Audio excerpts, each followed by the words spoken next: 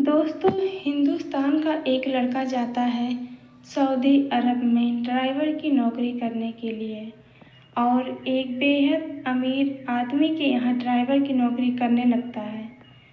वो लड़का सीधा साधा था, भोला भाला था, इसलिए मालिक को पसंद आ जाता है और वह उसे अपने घरेलू ड्राइवर के रूप में रख देता है, जहाँ पर वह उनकी दो जवान बेटियाँ, उनकी पत्नी और उनके दो बेटे को लेकर इधर उधर आया जाया करता था। लेकिन दोस्तों, बहुत ही कड़ा नियम बना दिया गया था इन लोगों के बीच में, जिसके तहत वह ड्राइवर उनकी लड़कियों से या उनकी पत्नी से किसी भी हालत में बात नहीं कर सकता था। और यही नियम उन घर के लेडीज़ के लिए भी लागू किया गया था। वह इतना भी नहीं कह सकती थी कि ड्राइवर फला जगह चलना है, इसके लिए भी वह पर्ची पर वह नाम और पता लिख देती थी जहाँ पर उनको जाना होता था और उस ड्राइवर की सीट पर फेंक देती थी, जिसको पढ़कर उसे पता पर चला जाता था कि इन लोगों को लेकर जाना कहाँ है और वह फिर उस जगह पर जाता था। इसके अलावा भी बहुत नियम बनाए गए थे, जैसे कि वह कभी उनकी आंखों में आंखें मिलाकर बात नहीं कर सकता था। इसके अलावा भी जो महिलाएं थीं उनको बहुत ही शालीन तरीके से कपड़े पहनने थे। शरीर का कोई अंग नहीं दिखना चाहिए था, यहाँ तक कि नाखून को भी ढकने के लिए दस्तानों का इस्तेमाल किया जाना जरूरी था। अब दोस्तों, इतने कड़े नियम और कानून बनाए जाने के बाद भी उस ड्राइवर और उनकी लड़की में प्यार हो जाता है, रिश्ते बन जाते हैं और सब कुछ हो जाता है। मगर कैसे और इसका अंजाम क्या होता है, तो एक बहुत ही दिलचस्प कहानी है। आइए जानते हैं पूरी कहानी इस वीडियो में। लेकिन वीडियो में आगे बढ़ने से पहले बस यही रिक्वेस्ट है कि आप वीडियो को लाइक कर दीजिए, चैनल को भी सब्सक्राइब कर दीजिए ताकि मेरा हौसला बढ़ता रहे। दोस्तों, ये कहानी है सऊदी अरब के शहर रियाद की। एक लड़का जिसका नाम रोहित कुमार होता है, वह हाउस ड्राइवर की नौकरी करने के लिए सऊदी अरब जाता है और वहाँ जाकर वो एक वकील के यहाँ, जिनको बोला जाता है या यूँ कहें सऊदी के यहाँ नौकरी करने लगता है, जिनके परिवार में कुल 6 सदस्य थे। 2 बेटियाँ थीं, एक बेटी कॉलेज पढ़ रही थी, एक बेटी के कॉलेज की पढ़ाई पूरी हो चुकी थी, उनकी पत्नी थी और 2 छोटे बेटे थे। एक की उम्र 12 साल थी, एक का उम्र 15 साल था। ये दोनों मदरसा जाया करते थे। अब जो मालिक थे उनका बड़ा कारोबार था, बहुत अमीर आदमी थे, तो अक्सर उनकी पत्नी और उनकी जो बेटियां थी उनके साथ बाहर घूमने जाने के लिए जिद करती थी, तो उनका बहुत टाइम बर्बाद होता था। इसलिए वो सोचते थे कि इनके लिए एक ड्राइवर रख दूं। अब जब रोहित जाता है उनके यहाँ ड्राइवर की नौकरी करने के लिए, तो उसको देखते हैं कि बहुत सीधा साधा आदमी है, भोला भाला आदमी है। तो वह 2 हैं, जो है एक पाकिस्तानी ड्राइवर को हटाकर उसको घरेलू ड्राइवर के लिए रख देते हैं और वही जो है उनकी लड़कियों को इधर उधर ले जाता था, उनकी पत्नी को ले जाता था और उनके 2 बच्चे थे उनको मदरसा लेकर जाया करता था। उसके बाद वहाँ से घर लेकर आता था। तो यही सब चलता रहा और इसके लिए जो है उसने कुछ ही दिनों में उन लोगों से बातचीत करने के लिए, क्योंकि जो लड़के थे उनसे वो बात कर सकता था और जो मालिक थे उनसे बात कर सकता था, बाकी महिलाओं से तो किसी से भी बात नहीं कर सकता था और उनकी पत्नी से वो किसी भी हालत में बात नहीं कर सकता था। तो उन लोगों से बात करने के लिए वह वहाँ पर अरबी भाषा सीख लेता है। मालिक जो है कहते हैं कि अगर नौकरी करना है तो तुम्हें अरबी सीखनी पड़ेगी, और 2-3 महीने में बहुत अच्छी अरबी सीख लेता है और कुछ टूटी फूटी इंग्लिश भी बोल लिया करता था। तो इस तरीके से उसकी नौकरी चलने लगती है।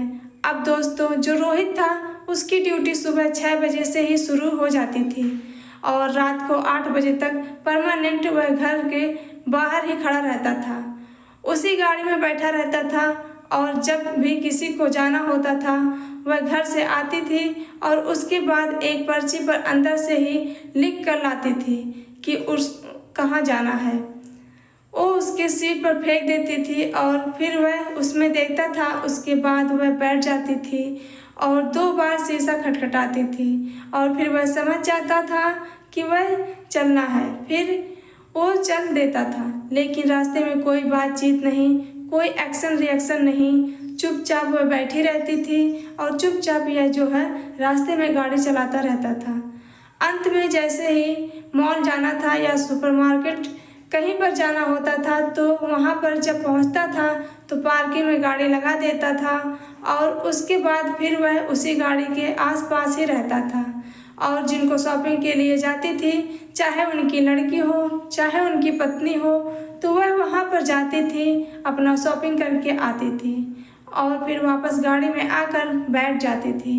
अगर दोबारा कोई सामान लाकर रखना होता था तो फिर वह लाकर रख देती थी और फिर जब फाइनली बैठ के और 2 बार वह खटखटा के आवाज़ करती थी तब फिर वह वहाँ से निकलता और इसी तरीके से सब कुछ चलता रहा। अब घूमने वालों में से उनकी जो बड़ी लड़की थी वही अक्सर घूमती थी, उनकी जो पत्नी थी वह घर पर ही रहती थी, कभी महीने में 2-4 बार ही निकलती थी। और जो दोनों बेटे थे, एक 12 साल का एक 15 साल का, तो मदरसा जाते थे और उसके मामा के यहाँ खेलना कूदना जाना होता था, तो फिर वहाँ जाते थे। तो यही सब उनका दिनचर्या होता है। अब एक हफ्ते में जहाँ भी गया हुआ था उन सब की पर्ची अपने पास रखता था, जो लिख कर उसको दी हुई रहती थी। वो शुक्रवार को उस मालिक को सौंपा था और जिससे उसे पता चलता था कि हाँ कौन कहाँ पर गया था, क्या लेकर आया था। उसके बाद वो अपना घर में पूछते थे या क्या करते थे वो अलग मैटर है, लेकिन इस हरी पर्ची को एक हफ्ते तक संभाल के रखता था। अब दोस्तों एक दिन बहुत ही दिलचस्प होता है। एक दिन की बात है जब वह गाड़ी में बैठा था और यह सोच रहा था कि चलो कोई आएगा तो जाना है, और यही सोचकर वो अपने पर्स से कुछ ढूंढने लगता है। जब पर्स में से ढूंढता है तो देखता है कि बहुत सारा पर्चियाँ जो थी वह सीट पर रख कर कुछ और सर्च करने लगता है।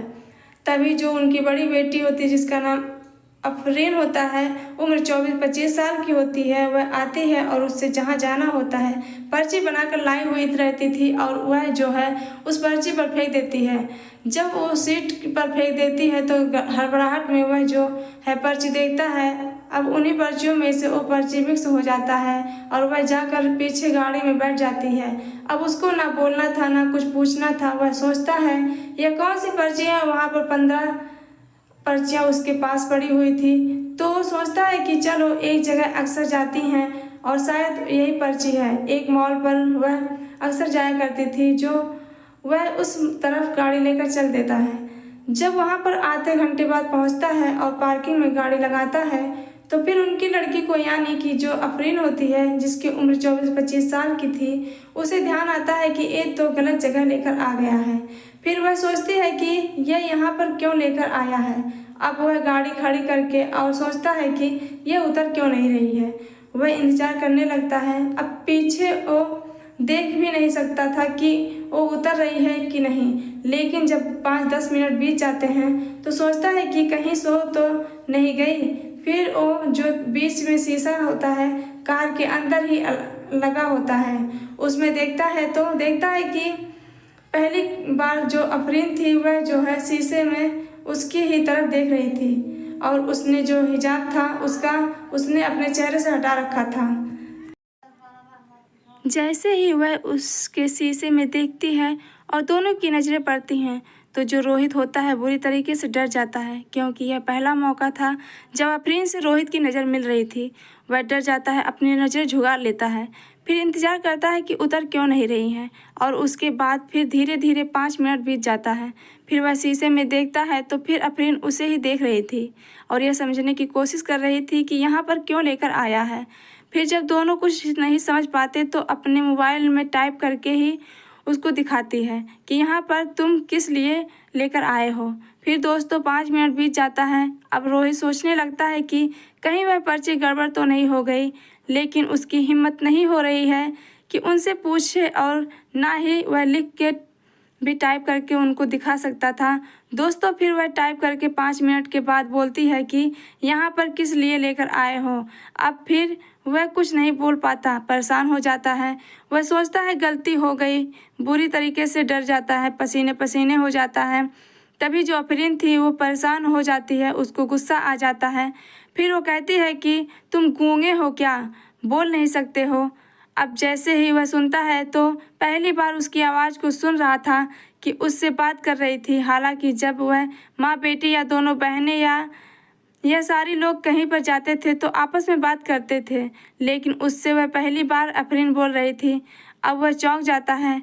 फिर वो बोलती है कि तुम गूंगे हो क्या, यहाँ पर किस लिए लेकर आए हो, समझ में नहीं आ रहा है मैं क्या कह रही हूँ, तुमसे क्या पूछ रही हूँ।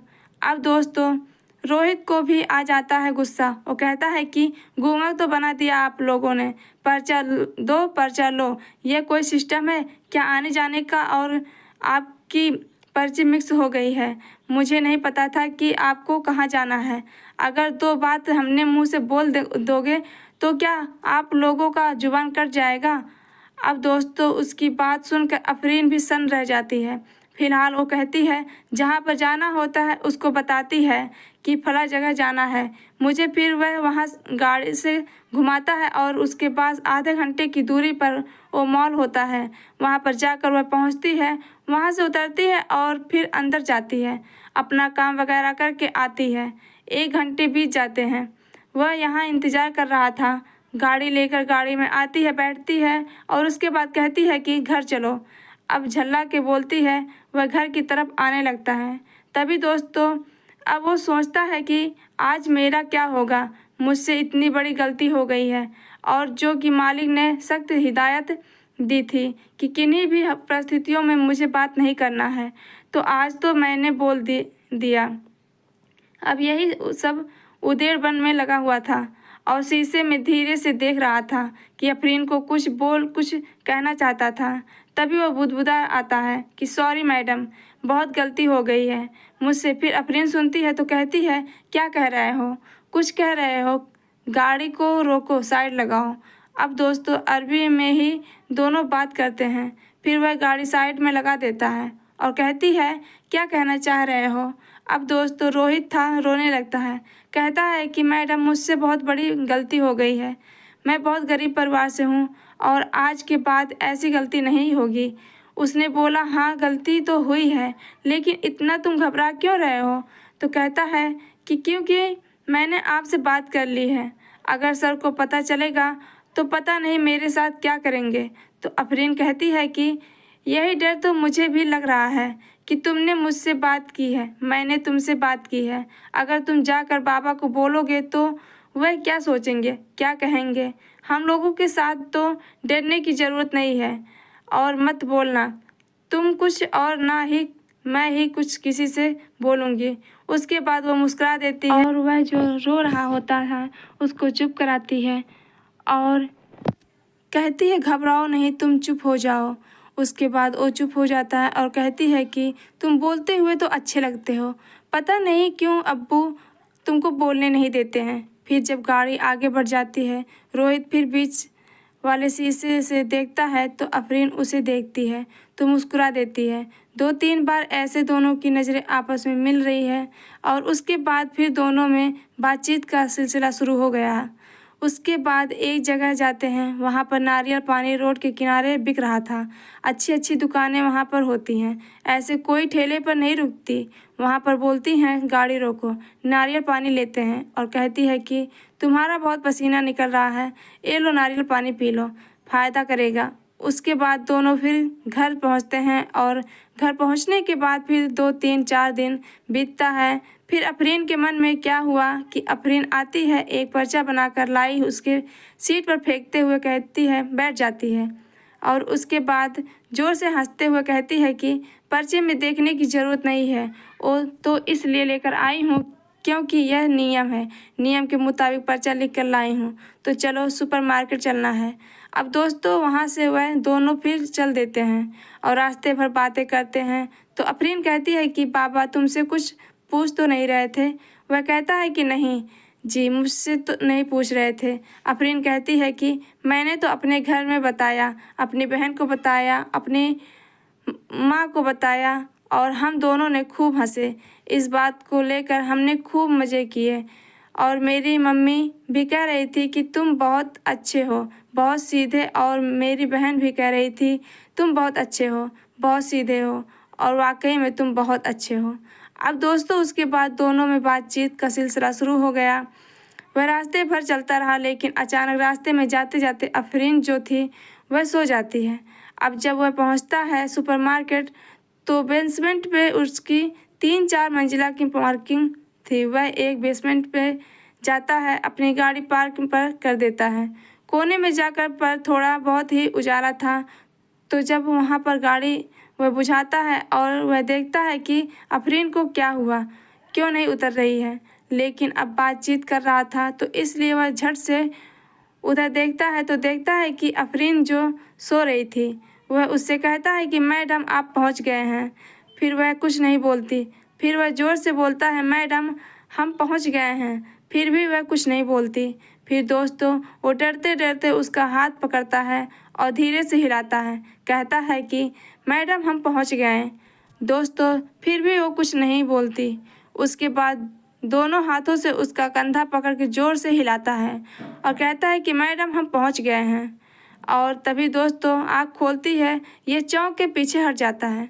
अफरीन कहती है कि तुमने मुझे टच किया। वो कहता है कि नहीं नहीं नहीं मैंने नहीं, कुछ नहीं किया। वो बोलती है नहीं नहीं तुमने मुझे छुआ। तो कहता है कि आपको जगाने के लिए बस मैंने थोड़ा सा ही आपको उंगली से छुआ। अब दोस्तों अफरीन ज़ोर ज़ोर से हंसने लगती है। वो कहती है कि मैं नाटक कर रही थी, मैं जाग रही हूँ। अब दोस्तों उसके मन में क्या चल रहा था ये रोहित को ज़रा सा भी नहीं पता था, लेकिन जब वह हंसने लगती है तब उसे कुछ कुछ समझ में आ रहा जाता है। अब दोस्तों अफरीन कहती है कि इतना डरने की ज़रूरत नहीं है, तुम इधर आ जाओ मेरी सीट पर। वह कहता है कि क्यों? वह कहती है क्योंकि मैं कह रही हूँ, इसलिए आ जाओ। अब दोस्तों ड्राइविंग सीट से उतर कर जाता है पीछे वाली सीट पर। वह थोड़ी सी खिसक जाती है, उसके बगल में बैठ जाता है। फिर वह कहती है कि देखो ऐसा है कि जो बाबा ने इतने बड़े नियम बना रखे हैं, मेरी उम्र 24-25 साल की है, मैं चाहती हूँ कि मेरा भी कोई दोस्त हो, मैं उसके साथ घूमूं, थोड़ी सी तो आज़ादी मैं भी चाहती हूँ। और फिर अब इतने कड़े नियम में रहना बहुत मुश्किल हो जाता है, तो क्या तुम मुझसे दोस्ती करोगे? दोस्तों उसका हाथ वो पकड़ लेती है। अब जो रोहित था वह डर जाता है, कहता है कि मैडम देखो मैं दूसरे देश से आया हूँ और मैं जानता हूँ कि इस देश का क्या कानून है और किस तरीके से मैं फंस सकता हूँ यहाँ पर, तो प्लीज़ आप मुझ पर रहम करो। और आप जो सोच रही हो मैं आपका नौकर हूँ, और ऐसा नौकर जो आपसे बातचीत भी नहीं कर सकता, आपसे मैं दोस्ती कैसे कर सकता हूँ? तो वह कहती है क्यों नहीं कर सकते हो, आप यह चिंता मत करो कि किसी को क्या पता चलेगा। वह उसका हाथ और कस के पकड़ लेती है और कहती है मैं भी चाहती हूँ कि मेरा भी कोई बॉयफ्रेंड हो जिसके साथ मैं घूमूं फिरूं, और तुम बहुत अच्छे हो, मुझे उम्मीद है कि तुमसे दोस्ती करके मज़ा आएगा। दोस्तों उसका हाथ और कस के पकड़ लेती है और धीरे धीरे उसके गले से लिपट जाती है।